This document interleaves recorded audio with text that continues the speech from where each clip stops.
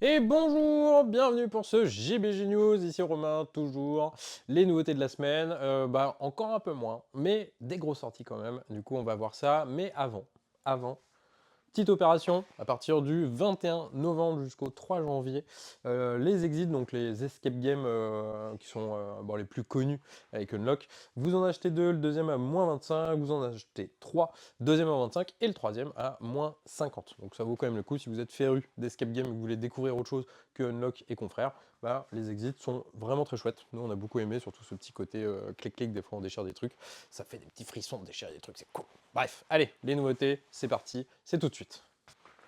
Allez, on va commencer par une petite extension. Evenfall, la voix des cristaux. Extension pour le jeu, forcément. Evenfall, si vous ne connaissez pas, on vous invite à le découvrir. C'est un très bon jeu. Debut d'expert, ça reste pas non plus un gros jeu, mais si vous aimez les jeux de cartes à combo, combinaison, c'est vraiment très chouette. On a adoré. Puis le bateau, c'est ouf. La DA est magnifique. Et là, il y a l'extension qui sort. Donc un peu cher, 35. Mais, oh là là, ce qu'elle rajoute, parce que c'est un jeu de cartes, donc plein de cartes uniques, plein de pouvoirs, plein de combinaisons, de combos, etc. dans tous les sens, saupoudré de gestion de ressources, de pose d'ouvriers, de garde de majorité, ouais, tout ça, et c'est très bien. Et du coup, dans l'extension, vous allez avoir énormément de rajouts. Déjà, vous avez 78 cartes en plus, donc paye ton coup de allez, on redistribue les cartes, deux plateaux joueurs en plus, donc pas forcément pour rajouter les joueurs parce que je pense que ça nuit au jeu, mais surtout pour changer parce que chaque plateau joueur peut être asymétrique et du coup ça renforce l'asymétrie du jeu et encore plus de découvertes et de trucs à voir. Des nouveaux plateaux où on pose des ouvriers pour les gardes de majorité, enfin bref, tout ce qu'il faut pour avoir un big jeu avec plein de possibles. Nous c'est un instant de bail chez Ben et moi en tout cas, donc si vous connaissez le jeu de base et que vous voulez à la maison, ça il faut l'acheter. Si vous ne connaissez pas le jeu de base, on vous invite à venir en parler et vous allez voir quand on va vous expliquer les règles, vous allez faire, c'est une évidence. Hop. Tintin, c'est pas vraiment une nouveauté parce qu'il est arrivé en retard la semaine dernière. Formidable Frame, un jeu de Friedman Freeze, pour ceux qui connaissent, un auteur assez cool, parce qu'il tente plein de choses et des fois ça marche pas, des fois ça marche. Et Formidable Farm, ça marche. Du coup, ça va être un petit jeu assez familial, allez, un petit plus quoi. C'est de 2 à 4 joueurs, ça marche très bien à 2, 3, 4, c'est vraiment pas un souci. Le but du jeu, ça va être assez simple, vous allez avoir au début de la partie piocher 20 cartes en mode objectif, contrat, recettes, etc. Votre paquet de 20 cartes, faut être celui qui va toutes les jouer en premier. Premier joueur qui a dépilé toute sa pile, qui a joué toutes ses cartes, gagne la partie. Donc pur jeu de course, du partie assez frénétique et rapide en ce 15-20 minutes. Comment ça va se passer? Ça va être assez simple. Donc vous allez avoir une main de départ de plusieurs cartes et vous allez avoir un petit plateau au centre de la table. À votre tour de jeu, parce qu'on va jouer chacun notre tour, vous allez avoir une action obligatoire. Chaque joueur a son petit pion sur ce plateau-là. Vous allez le déplacer sur un autre emplacement qui est valable, où il n'y a personne d'autre, parce que du coup on va pouvoir un peu se gêner. Des fois vous êtes très frustré que l'autre a pris cette case-là pour ces ressources-là, parce que ça vous embête bien. Donc vous mettez votre petit pion, vous gagnez les ressources qui sont associées, donc soit un cochon, un mouton, deux tomates, ou deux courgettes, ou trois blés, ou une carte supplémentaire, vous piochez de votre deck tout simplement. Et ensuite, vous allez pouvoir jouer jusqu'à un maximum de 3 cartes, soit depuis de votre main, soit depuis une rivière, parce que vous allez avoir aussi une rivière de cartes qui sont à personne, la personne qui veut en faire une, il la prend et il la fait. Ces cartes, ça va vous dire quoi? Ça va vous dire, hey, est-ce que tu veux pas payer un cochon pour recevoir une tomate? Est-ce que tu veux pas recevoir une tomate pour faire 2 blés? Vous me suivez parce que ces deux cartes, du coup, vous pouvez les chaîner, parce que votre objectif, comme je l'ai dit, c'est de jouer toutes vos cartes. Et à chaque tour, vous allez essayer d'en faire un maximum, c'est-à-dire 3. C'est aussi simple que ça va être en mode dinette, mais en vraiment très épuré. Voilà, c'est vraiment dinette épuré, et du coup c'est agréable, parce qu'il y a d'autres jeux où c'est de la dinette pour faire plein de trucs chiants. Là, c'est vraiment en mode, je me concentre, j'essaye de chaîner toutes mes cartes, et on va essayer de faire ça au mieux. À quoi servent les cartes sur le côté? Parce que c'est pas les cartes que vous voulez faire, parce que vous voulez faire les cartes de votre deck, des fois vous allez avoir pas le choix, parce que une carte sur le côté vous permet de chaîner deux autres cartes de votre main, ou il y a des cartes sur votre côté qui vous font piocher, sachant qu'il n'y a pas à la fin de votre tour une phase où vous piochez une carte supplémentaire, il va falloir faire des actions pour les piocher. Du coup, les contrats sur le côté sont quand même assez intéressants. Sachant que chaque contrat que vous avez fait, vous allez mettre devant vous face cachée, parce que ça devient une monnaie. Vous allez pouvoir utiliser un certain nombre de cartes que vous avez déjà validées pour faire une ressource de cartes supplémentaires, pour piocher des cartes supplémentaires. Et du coup, ça va devenir vraiment tout un petit truc dans votre tête de ah tiens, je peux chaîner ça, mon mouton il devient un cochon, mon cochon devient une tomate, ma tomate devient des blés, etc. Très cool. Nous on a beaucoup aimé. Faut aimer le genre, hein, qu'on soit honnête, tout le monde n'aimera pas, c'est sûr. Mais pour ceux qui aiment, franchement, c'est vraiment très cool. C'est formidable. Allez, à la suite. Maintenant, les vraies nouveautés. Rebirth, juste ici. Un autre grand auteur, Rainer Knizia. Je ne sais pas prononcer son nom, vous m'excuserez. De 2 à 4 joueurs, ça marche très bien à 2, 3, 4, c'est pas un souci. Ça va être un jeu purement familial pour le coup ici, mais qui a ce petit truc un peu en mode aventurier du rail, Catan. Ouais, j'ose la comparaison parce que pour nous, ça va être le jeu de plateau familial de l'année pour le coup, parce que vous allez retrouver un peu de blocage, vous allez retrouver on pose des trucs sur la map et une mécanique super simple, mais pas mal de prise de décision, prise de tête, et c'est ça qui va faire le sel du jeu. Du coup, vous allez avoir un plateau recto verso. Ici, nous avons l'Écosse et on a l'Irlande de l'autre côté. Du coup, vous allez commencer par l'Écosse. Ce sera le mode conseillé pour débuter. Hop. Alors du coup sur ce plateau, vous allez avoir pas mal de petites cases. Vous allez avoir des cases avec des petits trucs de blé là, on va dire, des trucs d'éclairs. Donc ça c'est les fermes énergétiques, ça c'est les fermes pour la bouffe. Vous allez avoir des cathédrales, des villes, et ensuite vous allez avoir des genres de pâtés de maison comme ça sera les villes. Parce que chaque joueur va avoir des tuiles, et forcément nous avons des tuiles de fermes énergétiques, des tuiles de fermes de blé et des tuiles pour les petits patelins, sachant que vous avez des tuiles de valeur 1, 2, 3 et 4 d'influence. Oui, je dis influence, que on va un peu s'embêter. Alors, comment ça fonctionne? Ça va être assez simple. À votre tour de jeu, vous allez mettre une tuile que vous avez en main, sachant que vous n'en avez qu'une, donc vous n'allez pas avoir 15 000 décisions sur la tuile que vous allez poser, donc ça va limiter la prise de temps par les joueurs, donc ça va être très fluide. Et cette tuile, vous allez la mettre quelque part. Donc les tuiles éclairs, ça va tout simplement sur une tuile où on a un éclair, ou sur une tuile où il n'y a rien. Par exemple, ici, je peux très bien la poser ici parce que vous avez un éclair, ou je peux la poser là, parce que sur cette case, il n'y a rien. Quand je pose un éclair, je vais gagner un point de victoire pour chaque tuile à ma couleur adjacente, qui sont des éclairs. Donc là, j'en pose une, c'est un point. Si plus tard dans la partie, je viens poser un deuxième éclair à côté de mon premier éclair, ça me fait maintenant 2 points. Ça va être le même business pour les fermes de bouffe. Je peux les poser soit sur des cases où il y a le même symbole de bouffe, ou je peux les poser sur les cases vides. Quand j'en pose une, c'est un point de victoire. Si j'en pose une autre à côté d'une tuile que j'ai déjà placée, ça me fait 2 points de victoire, etc. Du coup, forcément, vous avez compris, on va s'amuser un peu à couper l'herbe ou le blé sous le pied des autres, en un peu limitant leur ferme pour pas qu'ils fassent des gros pâtés immenses, parce que ça peut être embêtant.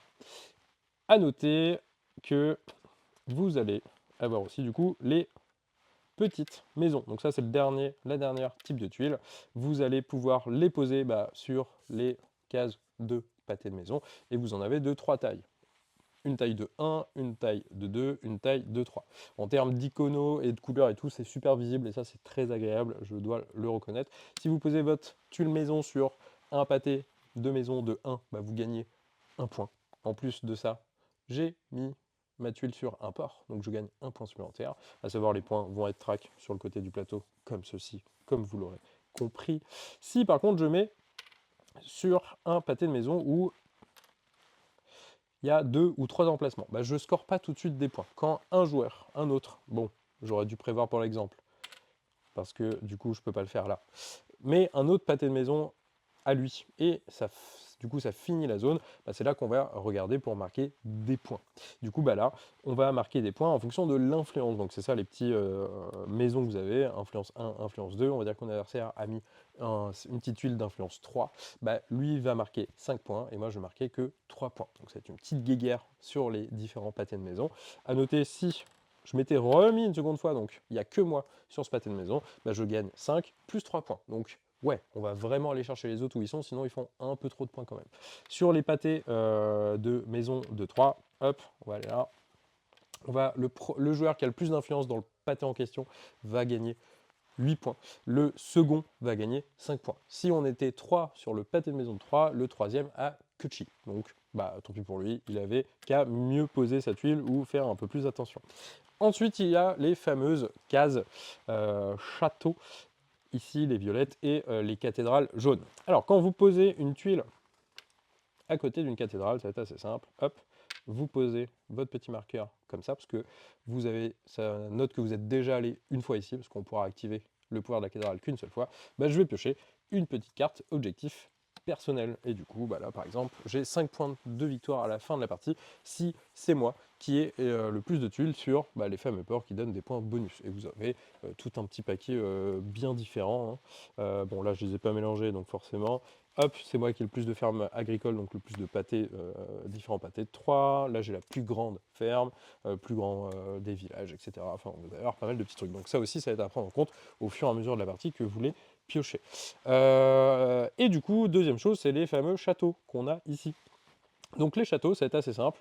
Quand vous posez votre tuile à côté d'un château et qu'il n'y en a pas, bah, vous posez le vôtre, tout simplement. Si par contre, quelqu'un vient plus tard se poser à côté, on va regarder celui qui a le plus de tuiles à côté. Donc là, en l'occurrence, personne. Donc le château reste pour le rouge, parce qu'il y a ex aequo, ils ont chacun une tuile. Disons que le joueur bleu, plus tard, va ramener une tuile. Ouais, c'est pas une tuile éclair, mais tant pis, vous avez compris l'exemple, j'aurais dû prévoir. Maintenant, il a 2 tuiles, du coup, bah, on enlève le château rouge, et le joueur bleu rajoute son château à lui. Et du coup, c'est une guerre comme ça jusqu'à la fin de la partie. Une fois que toutes les cases autour d'un château ont été prises, le château ne bougera plus. À noter, chaque château là vous fait marquer 5 points de victoire à la fin de la partie. Donc c'est pas non plus ridicule, c'est quand même quelque chose à prendre. Voilà, c'est aussi simple que ça. La partie s'arrête quand un joueur, enfin tous les joueurs, parce que ça arrive au même moment sur le même tour, n'ont plus de tuiles à poser. Et là, on va décompter les points. Donc les points que vous avez gagnés en cours de partie, les points, 5 points pour chaque château que vous avez eu, et les points pour les objectifs perso. À ce moment-là, c'est fin de partie, celui qui a le plus de points l'emporte. Ensuite, vous avez 2 côtés. Et oui, du coup, l'Irlande va être différente. Mais pas non plus des millions. C'est juste qu'il y aura un petit truc à prendre, 2 trucs à prendre en plus en compte. Donc là, vous avez l'apparition des petites cases jaunes qu'on voit ici, là, les petites tours. Ces petites cases vont prendre des tuiles comme ceci. Vous les posez, hop, hop, hop. Et ces petites cases ont des petits pouvoirs. Tac. Et ça va être un peu le même concept que les cathédrales. Quand vous vous posez à côté d'une tour jaune, vous allez faire l'effet qui est là et poser votre maison. Parce que vous pouvez que le faire qu'une seule fois. Et ensuite, les pouvoirs vont être différents. Vous marquez 13 points, vous allez pouvoir mettre un bonificateur de points de victoire pour des objectifs qu'on va avoir juste après. Vous gagnez 3 points, vous pouvez poser tout de suite une tuile supplémentaire, etc., etc. Vous avez pas mal de petits bonus différents. À savoir, au début de la partie aussi, vous avez setup 8 objectifs différents qui sont publics. 5, 6, 7, 8. Voilà. Ces objectifs publics, comme vous pouvez le voir, ils ont une valeur plus grande que l'autre. 12, 8, 12, 8, 8, 5, 8, 5, etc. Dès qu'un joueur fait un des petits prérequis, si c'est le premier, il gagne 8 points, mais les autres joueurs pourront plus faire que 5 points. Du coup, il va y avoir une course sur ces objectifs au fur et à mesure que vous posez vos tuiles. Parce que c'est en posant vos tuiles à certains endroits, en faisant certaines choses, que vous allez pouvoir scorer ces objectifs. Après, ça reste le même jeu du coup. Hein. Chaque tour, vous avez une tuile dans la main, vous la posez, vous marquez les points s'il y a lieu, les éventuels bonus, et vous repiochez une nouvelle tuile. Hop, joueur suivant. Du coup, Rebirth pour nous, c'est vraiment très cool, une évidence. Si vous aimez les jeux super simple, vous pouvez jouer avec n'importe qui, et pourtant, il va y avoir un peu de casse-tête sur le plateau, via les majorités, via les emplacements, il va y avoir un peu de réflexion, parce que où je ma tuile, c'est où quel est le mieux, est-ce que je prévois ça, etc. Et vous avez des petits objectifs et tout par-ci par-là. Franchement, c'est top. On vous recommande à fond. Ah, tu me vois plus? Un nouvel unlock. Eh oui, encore, ils ont frappé. Tintin. Voici le nouveau Unlock Short, celui de la fin d'année, qu'on n'attendait pas, parce qu'il y en a déjà un qui est sorti un peu plus tôt. J'avoue que c'est une petite surprise, mais cool, hein, parce que les Unlock Short, c'est chouette. Le cœur de l'océan, du coup. Ici, vous allez incarner un marin qui est appelé par les profondeurs, par une mystérieuse créature. Et du coup, même chose tout le temps, hein, Unlock, application, escape game, casse-tête, énigme, partie de 3/4 d'heure normalement. Si vous ne connaissez pas, on vous invite aussi à découvrir Unlock, parce que c'est quand même le classique des escape games. En parlant des autres escape games, et oui, parce qu'il y a l'offre sur les exits, parce qu'il y a un nouvel exit qui sort. Oh là là, Catan. Et oui, ils ont osé, parce que Exit et Catan appartiennent à Cosmos, la maison d'édition. Et du coup, ils font un crossover, donc Exit, cap sur Catan, ça va être le jeu d'escape game sur Catan. Voilà, vous allez pouvoir chercher les moutons, construire des villes, mais faire attention à je ne sais pas quoi, parce qu'on ne l'a pas testé forcément. Du coup, voilà, ça aussi c'est dispo. Si vous aimez les escape games et l'univers de Catan, ça peut être plutôt cool, mine de rien. Allez, pour finir, un petit jeu enfin, qu'on a beaucoup aimé, qu'on l'a vu à... C'était à Cannes, hein, ça remonte. Hein. Sai Sai Tintin, des petits moutons. C'est à partir de 5 ans. De 2 à 4 joueurs. Petit jeu tactique, un peu d'adresse aussi. Chaque joueur va avoir ce petit plateau-là sur le bord du plateau devant lui. Donc, comme vous pouvez voir, hein, chaque joueur a des petits plateaux. L'édition est assez bien faite parce que c'est cranté, donc ça ne bougera plus une fois que c'est là. Comme vous pouvez voir, vous avez des petits plateaux différents ou similaires en fonction des besoins. Du coup, chaque joueur va prendre des petites tuiles moutons qu'on voit ici. Votre but va être assez simple, ça va être de ramener tous ces moutons en tant que bon berger, ici même, dans le fantastique prêt. Comment ça va se passer? Eh bien, nous avons 2 petits dés. Sur les dés, vous avez des symboles qui correspondent aux symboles qu'on voit sur les moutons. Vous avez les symboles Joker. On lance les 2 dés sur le tour. Donc j'ai fait jaune et bleu. Du coup, je vais déplacer un mouton avec le symbole bleu, un mouton avec le symbole jaune. C'est free daltonien d'ailleurs, parce que vous avez la couleur, mais vous avez aussi des petits symboles. Donc même si vous avez du mal à voir les couleurs, il n'y a pas de souci. Tout le monde va avancer en même temps les moutons. J'ai lancé les dés, mais tous les joueurs jouent en même temps. Donc c'est pour ça que c'est plutôt rapide. Du coup, jaune et bleu, je vais choisir... Le bleu, c'est pas mal. Donc mon bleu est là. Je vais le pousser dans une seule direction jusqu'à la prochaine ligne rouge qu'on voit ici. Du coup, je vais le déplacer comme ça, parce que... bon, on va voir. Allez, je le déplace là. Ok. Et je viens d'en avancer quand même plusieurs d'un coup, c'est pas si mal. Et j'ai été malin, parce que j'ai avancé le bleu avant le jaune. Parce que le jaune, je vais faire ça, dans ce sens-là. Après, il y a le buisson un peu là, mais... Et voilà, aussi simple que ça. Prochain joueur relance le dé, et on avance comme ça. Premier joueur à pousser tout là-haut, remporte la partie. Petite variante pour un peu plus de sel. Vous avez la grand-mère à mouton. Elle a fait la tête, hein. Je vous dis, on n'a pas envie de l'avoir chez toi, quoi. La grand-mère à mouton, c'est assez simple au début de la partie. Elle va venir tout en haut. Et la grand-mère à mouton, c'est la grand-mère, quoi. Elle veut être, c'est l'ancêtre. Il ne faut pas la dépasser. Ce vilain mouton, là, il l'a dépassé. Ciao, petit mouton. Tu t'en vas. On ne le remet pas au début, hein, on le remet juste ici, de mémoire. Mais voilà, du coup, il faudra pousser la grand-mère avant tout et la faire tomber dans le pré en premier aussi. Parce que sinon, tant qu'elle n'est pas dans le pré, les autres n'ont pas le droit d'y aller. On respecte les ancêtres ici. Et sinon, vous avez le petit kiki mouton.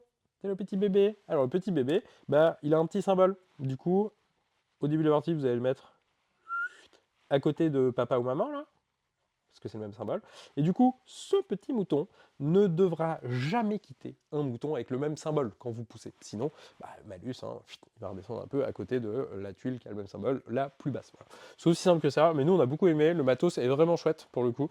Les petits liserés là pour bloquer le machin, les petites formes différentes pour mettre un peu plus de difficulté, en mode tiens les parents, vous prenez votre tuile à la con avec les 3 petits trucs là, les enfants vous avez une ligne droite, et comme ça on peut un peu niveler la difficulté pour tout le monde, et c'est plutôt chouette. Du coup ça très bon jeu enfant à partir de 5 ans. Nous, en tout cas, on a beaucoup aimé. Petit tour d'horizon sur les jeux qu'on n'a pas pris cette fois-ci. On va en nommer 2, si ma mémoire est bonne. Nous n'avons pas pris Galactic Cruise, gros jeu expert. Gros jeu. Pas si compliqué, mais quand même gros jeu, gros matos. Et plein de trucs à faire. Bref, le jeu est bien. Pour avoir avoir lu les règles, vu des vidéos, regardé des retours à droite et à gauche, mais on a le même ressenti que les gens qui ont testé, donc nous via les règles, hein, parce que forcément on n'a pas de boîte pour tester la chose.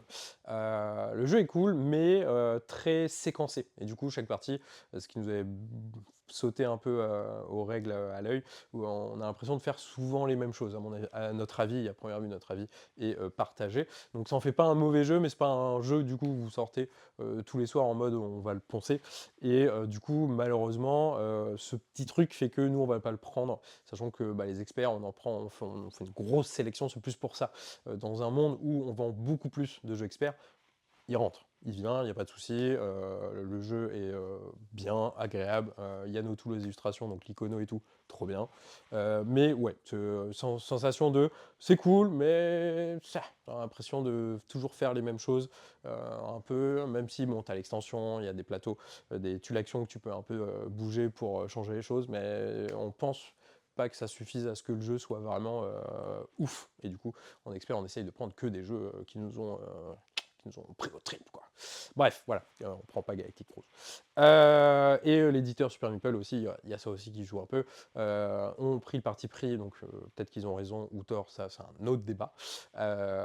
Les jeux comme ça, en gros jeux chez eux, qui coûtent 70, 80 ou plus, on peut les commander qu'une seule fois. Point. Il n'y a pas de retour en stock après, ils le vendent eux-mêmes sur leur site. Du coup, ça pousse encore moins envie de nous prendre le jeu et de se battre pour le vendre, forcément. Du coup, seconde chose, ça va être le chat et la tour. Du coup, c'est par les éditeurs qui ont fait Nekojima, que nous on a beaucoup aimé et que bah, vous aussi, au vu des ventes et au vu des retours. C'est un jeu d'adresse aussi, où là vous n'allez pas empiler des trucs en bois reliés avec une ficelle, vous allez empiler des genres de petits murs cartonnés très légers pour faire une tour un peu branlante, et il va falloir essayer de faire plein d'étages avec un petit chat qui monte au-dessus de la tour. Déjà, les jeux d'adresse, bon, c'est pas non plus ce qu'on nous demande le plus. Il y a Nekojima de chez eux déjà qui fonctionne super bien et que nous on aime beaucoup. Alors pourquoi prendre celui-là en plus? Matos est original, mais peut paraître un peu cheap. Du coup, bah, on le prend pas tout simplement. Bon, si vous le voulez, on peut le commander, il n'y a pas de souci, hein. C'est pas un problème. Voilà, c'est tout. C'est les 15 ans du bar. Du coup, moi, je me casse boire un coup et des bisous.